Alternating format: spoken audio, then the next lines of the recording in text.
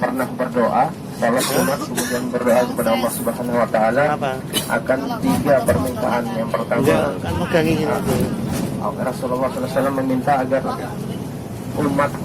umat Muhammad SAW itu tidak dihancurkan seperti hancurnya kaum Nabi Nuh alaihissalam. Kemudian yang kedua, agar tidak dihancurkan dengan kekeringan dan kelaparan.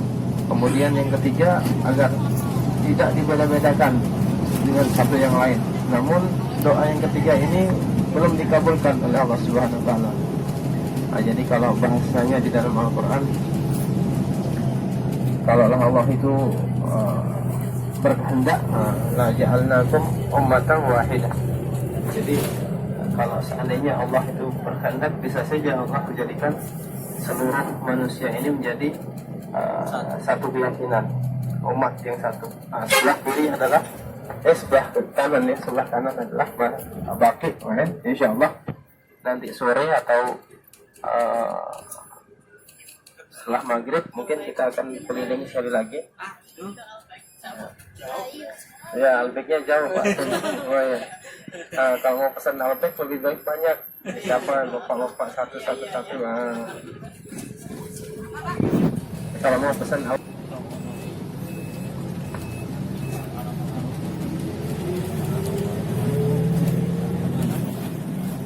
Kemudian sholat, sholatan. Kemudian dia sholat 2 rakaat. Karena keajri umrah, dan sesungguhnya pahala sholat 2 rakaat di Masjid Quba itu sama seperti pahala umrah, ibadah umrah. Masya Allah. Alhamdulillah, ibu bapak sekalian, atau sebelum melaksanakan ibadah umrah kita sudah sholat, kita sudah mendapat pahala umrah.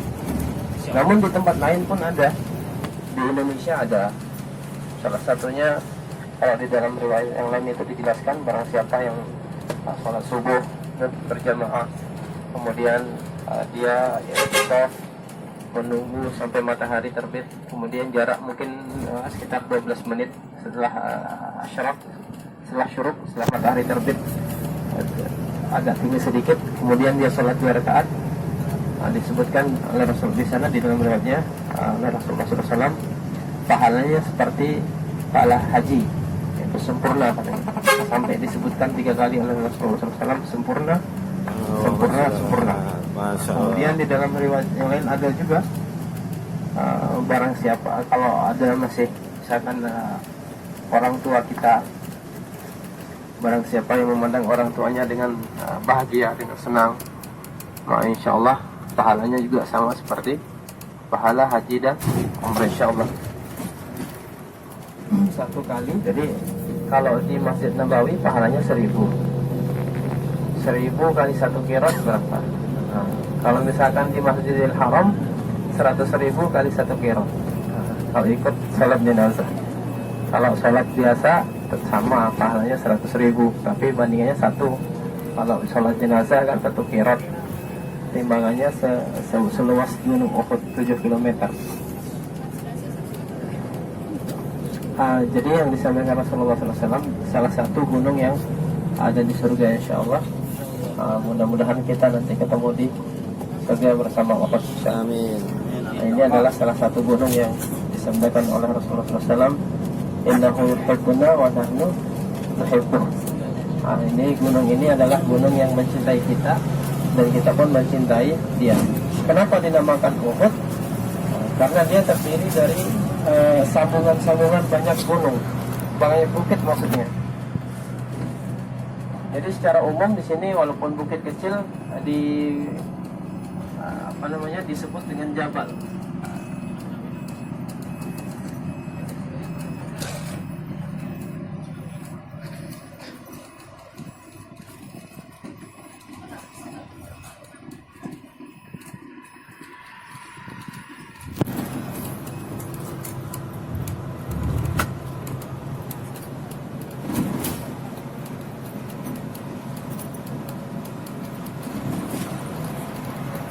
Terowongan, lewat terowongan.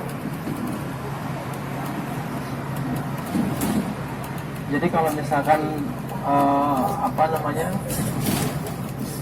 kalau misalkan di secara khususnya itu ada bisa disebut dengan talah, ada juga disebut dengan rabiah, tapi itu bahasa secara khusus. Kalau bukit kecil secara khusus namanya rabiah atau talah, anak bukit ya gitu, sebutnya begitu. Tapi secara umum disebut dengan sebutan jabal.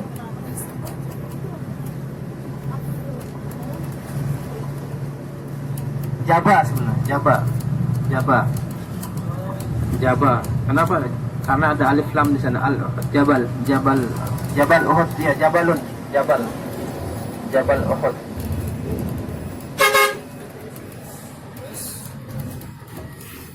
Itu dah. Jadi Mus'ab bin Umair ini adalah delegasi pertama yang dikirim oleh Rasulullah SAW dari Mekah menuju ke Madinah ketika baiat pertama. Jadi ketika baiat pertama yang dilakukan oleh sekitar 12 orang dari suku Yathrib, dulu namanya Madinah ini Yathrib, tapi setelah tiba Rasulullah SAW diganti menjadi Al-Madinatul Munawwarah. Jadi ini adalah salah satu dalil di mana ketika kalau ada memang, kalau bahasa ulamanya itu nama itu nama seseorang itu atau nama tempat atau nama sesuatu itu dia melekat membawa bekas terhadap seseorang. Jadi kadang ada orang namanya si fulan, namanya berat, suka sakit-sakitan.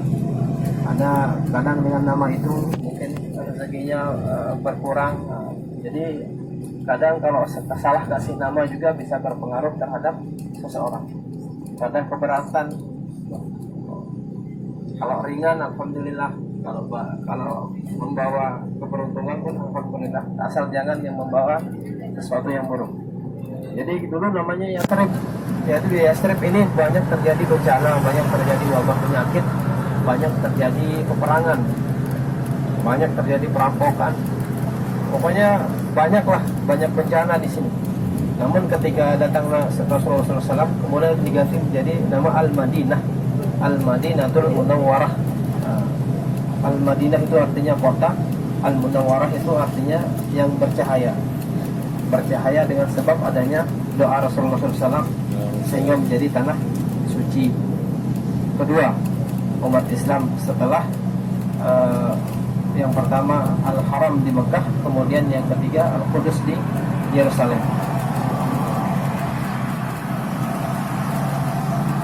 Dalam satu riwayat mungkin mendekati 100 tahun, 80 tahun ke belakang mungkin. Jadi satu ketika terjadi hujan. Jadi di sini kalau hujan itu ibu bapak sekalian, kalau misalkan kadar hujannya itu lama, 1 jam 2 jam misalkan, apalagi besar, dia bisa banjir karena di sini tidak menyerap air. Kemudian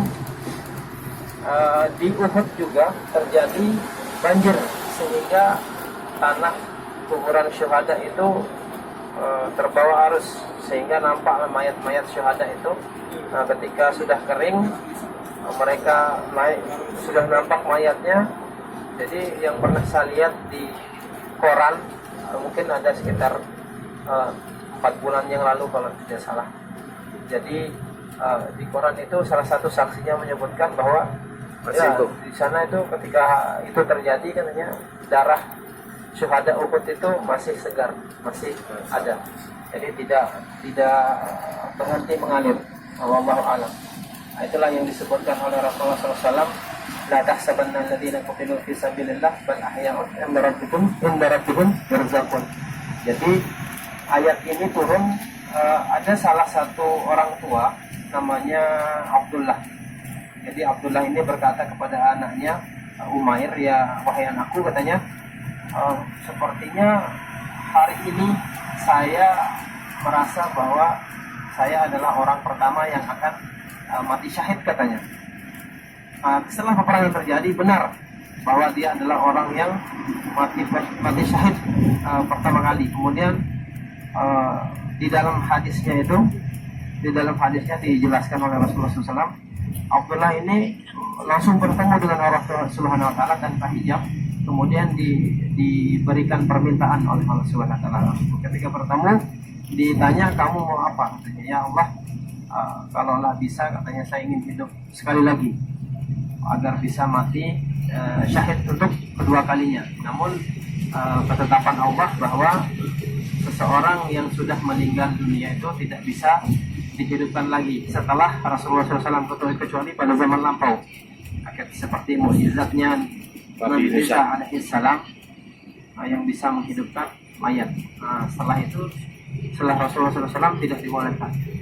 Jadi kalau begitu, katanya, beritahukan kepada orang-orang yang ada di belakangku, katanya, tentang janjimu adalah benar, tentang janji Allah adalah benar, bahwa orang-orang yang mati syahid itu memang diberikan ganjaran yang besar. Kemudian barulah turun ayat itu, la tahsabanna alladziina qutilu fi sabilillah, sampai seterusnya. Janganlah engkau kira bahwa orang-orang yang mati syahid itu mati, tapi dia kalau bahasa kita mungkin dia berpindah tempat dan rezekinya ditanggung oleh Allah Subhanahu wa taala. Kemudian ada juga di riwayat di situ, di Jabal Uhud itu ada satu pemuda yang bernama Khanzalah, manten terus ikut perang, lupa junub. Jadi mungkin ibu bapak sekalian pernah dengar.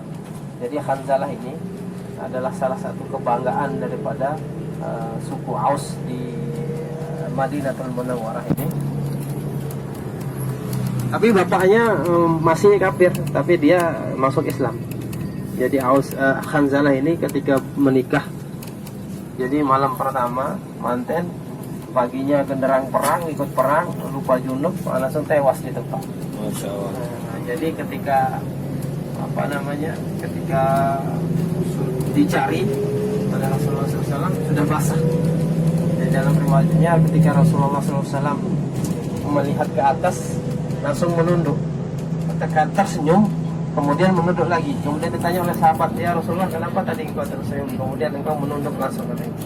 Tadi saya tersenyum karena melihat Khanzalah dijemput oleh bidadari. Kemudian saya tertunduk karena kalau bahasa kita roknya rok bidadarinya tersingkap sedikit, ya kelihatan betisnya sampai Rasulullah menunduk. Kurang lebih seperti itu. Jadi kalau misalkan sekurang-kurangnya besok bapak-bapak ini dapat 70 bidadari lah. Amin. Tapi yang jadi ratunya istri yang di dunia. Maksudnya kalau di dalam hadis itu almar'u ma'aman ahabba, seorang itu pasti akan bertemu dengan orang yang dicintainya. Jadi kalau bersama istrinya yang di dunia, insya Allah akan bertemu lagi. Tapi posisinya sudah jadi ratu bidadari. Kurang-kurangnya punya selir itu 70 lah. Wallahu alam. Jadi nanti kalau bahasa ulama, kalau di dalam Al-Quran itu yang meladeni ratu juga ada namanya wildanun mukhalladun, pemuda-pemuda yang ganteng. Wallahu alam gantengnya bagaimana, tapi wildanun mukhalladun yang kekal. Sebelah kiri ibu bapak sekalian, itu adalah Jabal Rumat, tempat di mana pemanah diperintahkan oleh Rasulullah SAW untuk mengambil posisi sebagai tim pendobrak. Bahasa sekarangnya dalam artian diperintahkan oleh Rasulullah SAW, sekalipun kalah, sekalipun menang, apapun yang terjadi jangan turun. Namun gelombang pertama umat muslim memenangkan peperangan, akhirnya tergiur dengan ghanimah, harta rampasan perang. Jadi orang dulu itu, Pak, kenapa ada budak, kenapa ada rampasan perang? Karena kebiasaan perang orang dulu itu bawa perempuan untuk penyemangat, suka baca syair, biar tentaranya itu semangatnya menggelora. Kemudian bawa harta, bawa kambing, bawa onta juga kadang. Jadi itulah yang menjadi harta rampasan perang mereka.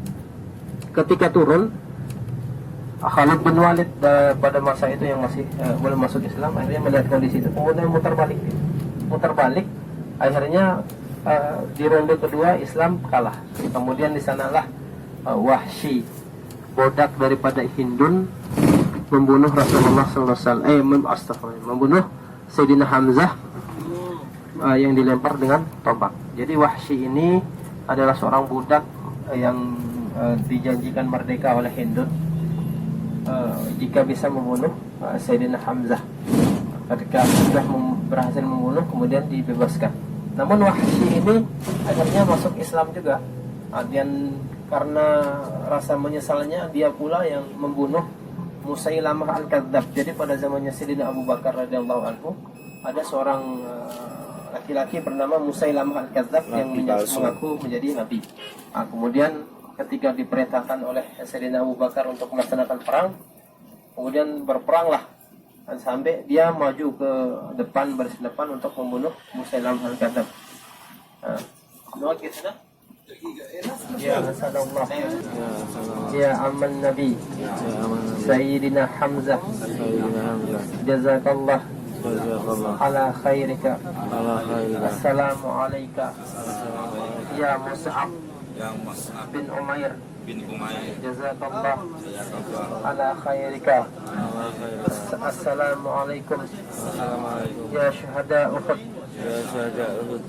assalamu alaikum, ya ahlad diyar minal mu'minin, wa inna insyaallah bikum lahiqun wa anta sabiqun, yarhamallah lana walakumul afiyah. Jadi itu adalah tempat syuhada Uhud yang ditemboki. Allahumma Allah aftinna ba'dahum wa la tahrimna ajrahum. Amin. Jadi sebelah kanan ini ini adalah batas Uhud. Nah di situ, bukan ini ya, bukan ini, itu tuh. Waduh saya. Di ini yang sini. Jadi batas Uhud itu di sini, bukan yang ini. Ini udah terpisah dengan Uhud, tapi batasnya itu. Di situ ada dua kayak di sana. Biasanya dulu kalau di sana ada riwayat sahabat suka sholat di sana. Dan jamaah Pakistan biasanya, India, Bengali, Bangladesh suka naik ke sana untuk sholat. Di sana ada gua, tapi bukan di sini posisinya. Ini sudah terpisah dengan Gunung Uhud.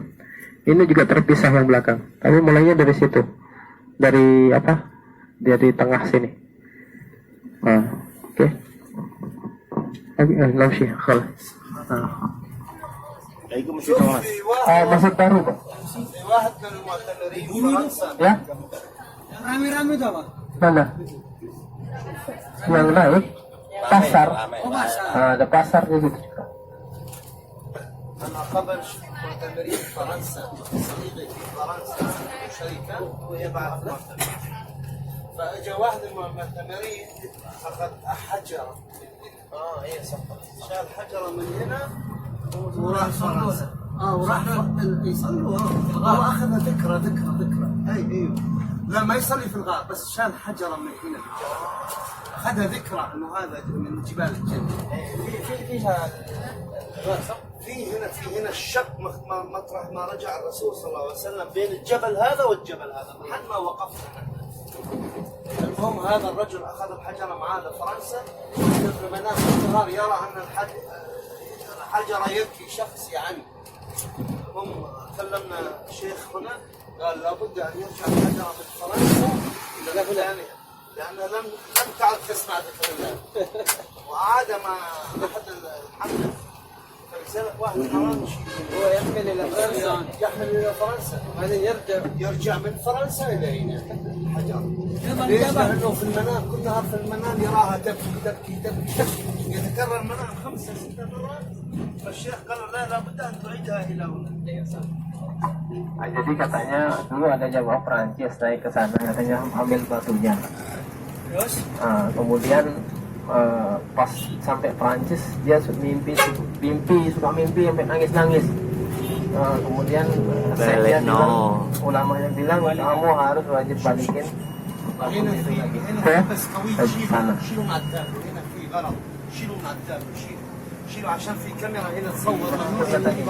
Kalau di dalam tafsir Ibnu Katsirnya itu ada dua riwayat. terjadinya waktu zuhur atau waktu asar. Tapi yang lebih masyhur itu di waktu asar. Jadi salah satu sholat yang imamnya ada di depan dan imamnya ada di belakang.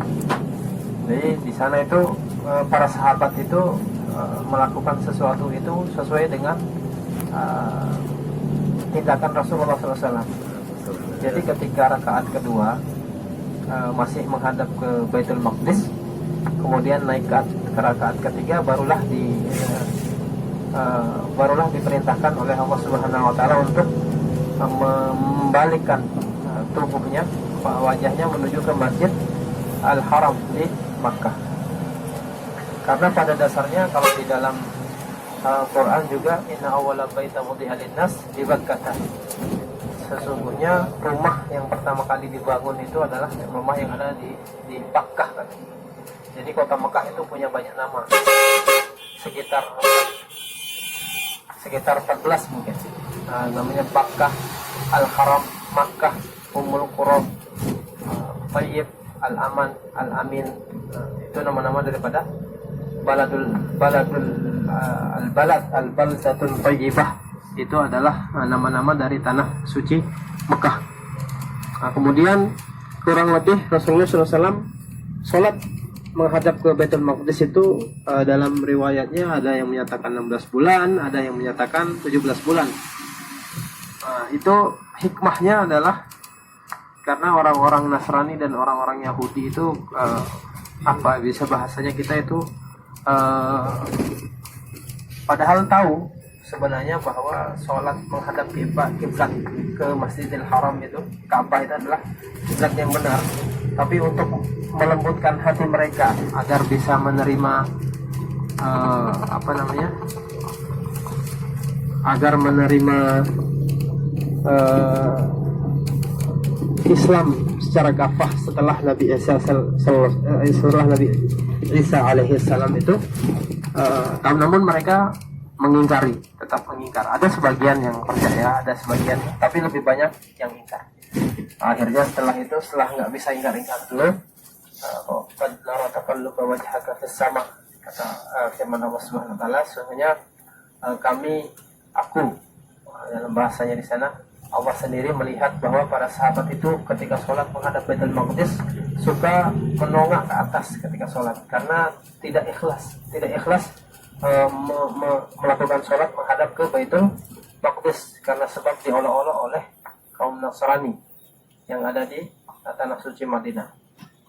Kemudian barulah diperintahkan falanwalliyannaka wajhaka satral Masjidil Haram.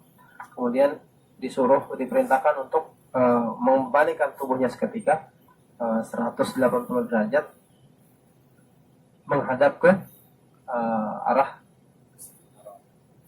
Masjidil Haram di Ka'bah. Umar, Masjid Abu Bakar, yang di belakang ini Masjid Fatah. Ini adalah kasih terang Khandaq.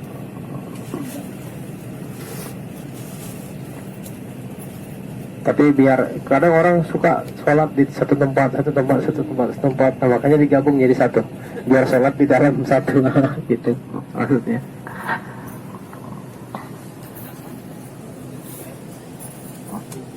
Kalau yang di atas itu mungkin ada kelihatan bangunan di atas. Itu bekas daripada zaman Daulah Utsmaniyah. Kalau bahasa kita pintu-pintu ya Pak, di atas ada dulu di sini, tempatkan di sini pada zaman ini kedaulatan Utsmaniyah Turki ya, di atas bisa lihat ya. Di situ adalah tempat tim pemantau.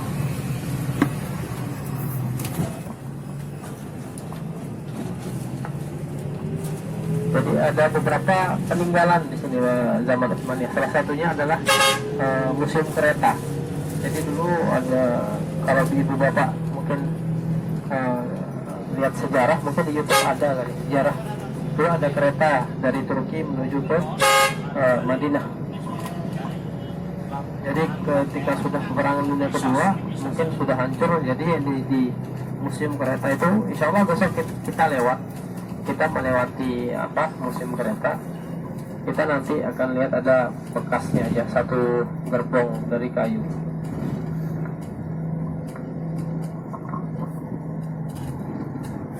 Polisi, kemudian deportasi langsung deportasi. Nah, itulah. Kawan. Di sini datanya masih ketat di sini. Makanya di sini kalau mau buat macam-macam memikir 1000 kali dulu baru. Lebih baik cari aman, ngalah tapi selamatlah di sini.